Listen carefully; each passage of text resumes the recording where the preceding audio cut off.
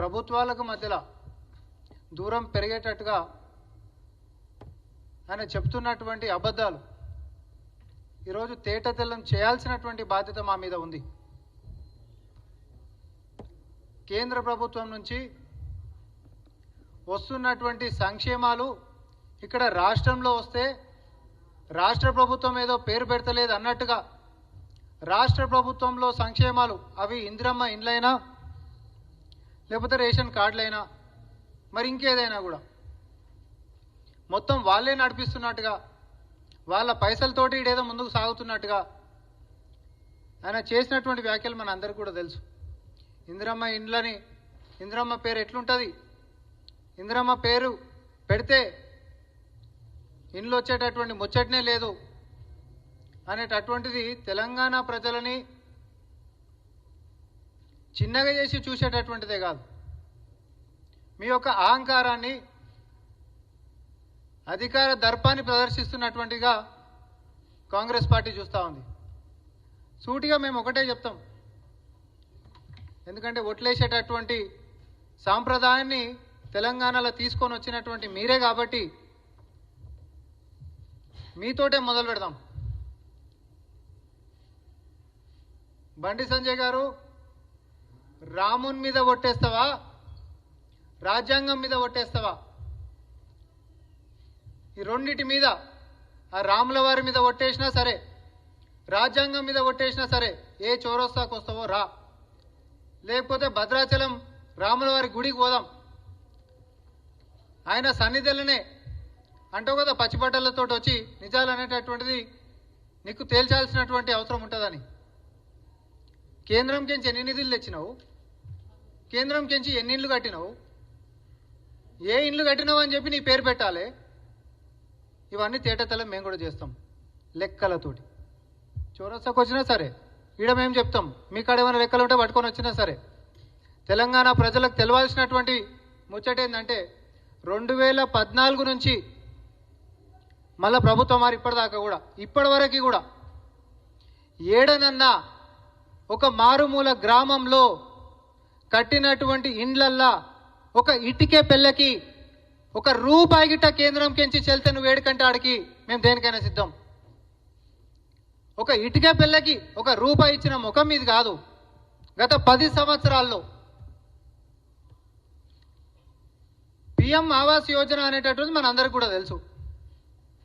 అయితే పిఎం ఆవాస్ యోజన కింద గృహాలను నిర్మించేటటువంటిది పథకం.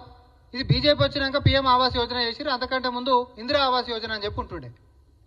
నార్మల్గా పట్టణాలలో ఉంటున్నటువంటి దారిద్ర్యపు రేఖ కంటే కింద ఉన్నటువంటి వాళ్ళకి గృహాలు నిర్మించి ఇవ్వాలనేటటువంటి ఒక సంక్షేమం ఏదైతే ఆనాడు కాంగ్రెస్ పార్టీ తీసుకొని వచ్చిందో, అటు పట్టణాల్లో ఉంటున్నటువంటి వారికి పట్టణాభివృద్ధి శాఖ కింద ఉంటుంది. ఈ రెండు డిఫరెంట్ మంత్రులు ఉంటాయి పైన కేంద్రంలో కూడా.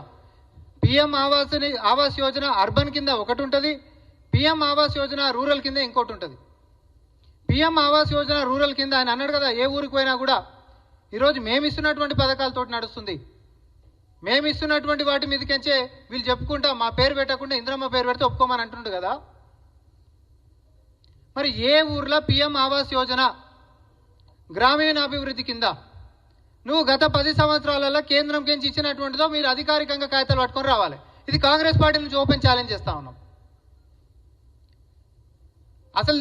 అసలు కేంద్రం కించి ఎంత వస్తాయి, రాష్ట్రం కించి ఎంత వస్తాయి, ఈ పథకం ఏం చెప్తుంది అనేటటువంటిది ప్రజలకి తెలవాల్సినటువంటి అవసరం ఉంది. ఈరోజు పిఎం ఆవాస్ యోజన రూరల్ కింద ఈ పథకం ఏమని చెప్తుంది అని అంటే 1,20,000 రూపాయలు ఇంటికి ఇస్తారండి. 1,20,000 రూపాయలు ఇంటికి ఇస్తారు. దీంట్లో కేంద్ర ప్రభుత్వం ఎంత ఇస్తుంది తెలుసా? 72,000 రూపాయలు ఇస్తుంది. మిగతా 48,000 రూపాయలు రాష్ట్ర సర్కారు భరించాలి. పిఎం ఆవాస్ యోజన అర్బన్ కింద అంటే పట్టణాల్లో ఉంటున్నటువంటి దాని కింద 2.5 లక్షల రూపాయలు ఇస్తారు. ఈ పథకం కింద మొత్తం ఇంటికి విలువ కేంద్ర ప్రభుత్వం కట్టేది, పట్టణంలో పేదోళ్ళకి ఇచ్చేటటువంటిదేమో 2.5 లక్షల రూపాయలు. దీంట్లో కేంద్రం ఎంత ఇస్తుంది? 1,50,000 రూపాయలు ఇస్తుంది. రాష్ట్రం ఎంత భరించాలి? 1,00,000 రూపాయలు భరించాలి. అదే గ్రామాలలో అయితే పిఎం ఆవాస్ యోజన గ్రామీణాభివృద్ధి శాఖ కింద ఉంటుంది. ఇద్దరు మంత్రులు వేరు, మన ముఖ్యమంత్రి గారు మన డెలిగేషన్ ఇద్దరు కలిసిరు. 72,000 రూపాయలు ఇంటికి ఇచ్చేటటువంటి దాంట్లో ఈ ప్రభుత్వం ప్రజాప్రభుత్వం ఏర్పడ్డ తర్వాత ప్రతి పేదవాడికి ఇల్లు కట్టిస్తామనేటటువంటి మాట ఇచ్చినటువంటి మేము, కట్టించినటువంటి చరిత్ర ఉన్నటువంటి మాకు ఆ ఇంద్రమ్మ పేరు మీద సాక్షాత్ ప్రతి ఊర్లో ఒక మాటనే ఉంటుంది, హనుమన్ల గుడి లేని ఊరు లేదు, ఇందిరమ్మ ఇల్లు లేని వాడలేదని ఉత్తగన్నారు. ఏ ఊరికైనా పోతే ఇందిరమ్మ ఇల్లు కట్టించినటువంటిది ఒక ఊరు చూపిస్తారా ఈరోజు తెలంగాణలో? Open challenge. ఇదే 10 సంవత్సరాలలో ఏ మారుమూల ప్రాంతానికన్నా పోతే ఒక రూపాయి చెందినటువంటి ఇల్లు చూపిస్తావని బీజేపీకి నుంచి బండి సంజయ్ గారు జవాబు చెప్పాలి. టోటల్ 10 సంవత్సరాలల్లో నువ్వు ఊర్లలో కట్టేటటువంటిది రూరల్ డెవలప్మెంట్ కింద ఒక్క ఇంటికి అనా పైసా నువ్వు ఇయ్యలేదు. ఈరోజు వచ్చేసి అంటాడు ఏ పేరు పెట్టినా నరేంద్ర మోడీ గారి బొమ్మ పెట్టాలంట. దేనికి పెట్టాలండి బొమ్మ? అలా ఇంకొకటి, మనం ఎంత ఇస్తున్నామండి? రాష్ట్ర సర్కారు నుంచి ఇందిరమ్మ ఇల్లు కట్టించేటప్పుడు 5 లక్షల రూపాయలు బీసీ బిడ్డలకి, ఎస్సీ ఎస్టీ బిడ్డలకేమో 6 లక్షల రూపాయలు మనం ఇస్తున్నాం. 6 లక్షల రూపాయలు మనం ఇస్తే ఆయన రూరల్ డెవలప్మెంట్ కింద మనం పోయి అడిగినాం. నిజం చెప్పాలంటే కాంగ్రెస్ పార్టీ బీజేపీ అంటే 2 భద్రశత్రులు లెక్క కొట్టుకోవాలి. కానీ మీకు గుర్తుండాలి, ప్రధానమంత్రి గారు వచ్చినప్పుడు అదే వేదిక మీదకించి ప్రజల ముఖ్యమంత్రి అయినటువంటి చిత్తశుద్ధి ఉన్న నాయకుడు గౌరవనీయులు ముఖ్యమంత్రి వర్యులు రేవంత్ రెడ్డి గారు ఏమన్నారు? రాజకీయాలకు అతీతంగా భేషజాలకి పోకుండా నా తెలంగాణ ప్రజలకి మేమిచ్చినటువంటి హామీలలో నెరవేర్చడానికి పెద్దన్న పాత్ర లెక్క కేంద్రం ముందుకు రావాలి. దానికి ఎన్ని మెట్లైనా మేము దిగడానికి సిద్ధం. పేరు గురించి పాకులాడేది లేదు, రాజకీయాలు చేసేటటువంటి అంశమే కాదు sir. End of the day అందరూ తెలంగాణ ప్రజలకి సంక్షేమాలు అందించనీకే మీరైనా మేమైనా కూడా కలిసి ముందుకు నడుద్దాం. దానికి మా ప్రభుత్వం నుంచి మేము ఎన్ని మెట్లైనా దిగుతామని చెప్పి మేము చెప్పినామా లేదా? దేనికోసం అన్నామన్నా? మేము దేనికోసం చెప్పినాం? 6 లక్షల రూపాయలు మేము ఇస్తుంటే 72,000 రూపాయలు నీ పథకం అవి ఇయ్యలే ఇప్పటిదాకా.